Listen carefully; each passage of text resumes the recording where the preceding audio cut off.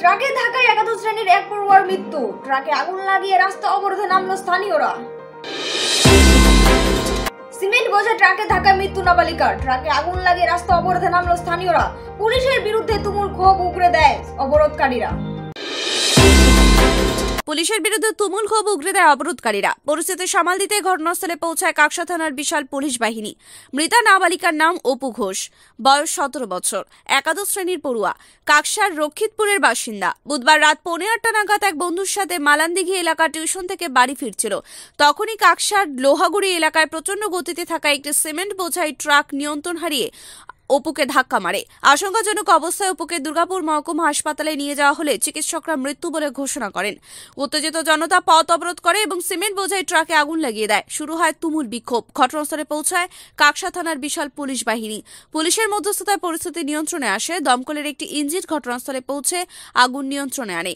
মৃতা নাবালিকার কাকা দেবপ্রকাশ ঘোষ অভিযোগ, পুলিশের গাফিলতির জেরে তাদের মেয়েকে মৃত্যুর মুখে পড়তে হলো। নিত্যদিন ভারী গাড়ির যাতায়াতের জেরে আতঙ্কের মধ্যে যাতায়াত করতে হয় তাদের। আজও তার ভাইজি টিউশন থেকে বাড়ি ফিরছিল, তখনই প্রচন্ড গতিতে থাকা একটি সিমেন্ট বোঝাই ছোট ট্রাকটি ধাক্কা মারে। ঘটনায় শোকস্তব্ধ গোটা এলাকা। Bureau report, XTV Bangla. Police দায়ী বলছি কি করে হলো অ্যাক্সিডেন্ট? ডাম্পার আর লরিকে এই রাস্তায় কেন ঘুরছে এত ছোট রাস্তাতে? এরাই আমার বাচ্চা মেয়ে মেরেছে। এই শালা দিকে বল আগে। বলছি আজকে কি হয়েছে? এই শালা দায়ী আমার বাচ্চা মেয়ে পড়তে গেছিল এই লরিতে, ট্রেনে ছিটার একদম স্পট। কত বছর বয়স? মেয়ে 17 বছরের মেয়ে। 17 বছরের মেয়ে আজকে বল আগে। শালা পুলিশ কাকে বল? পুলিশ শালা মেরেছে, পুলিশ দায়ী। কখন হয়েছে অ্যাক্সিডেন্ট? রাস্তা তো বড় হাই রোড, এইদিকে ডাম্পার লরিকে পেরিয়ে দিচ্ছে না, এইদিকে পয়সার জন্য শালা পুলিশ এইদিকে ডাম্পার লরিকে পার করছে।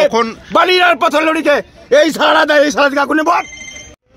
অ্যাক্সিডেন্টের সময় ছিল না, শুধু ওই লরিগুলোকে ঘুরিয়ে দেওয়া লেগে লরি পুলিশের পয়সা আদায় করার জন্য এই কোথায় গেছিল? পুলিশের অত্যাচারে টিউশনি করতে গিয়েছিল, টিউশনি করে ঘর আসছিল, পুলিশের অত্যাচারে আমাদের ছেলেটা আজ অকালে। বলছি কি নাম আপনার? আপনার যে বাচ্চাটার নাম কি? অপু। কোন ক্লাসে পড়ে? 11 ক্লাসে পড়ে।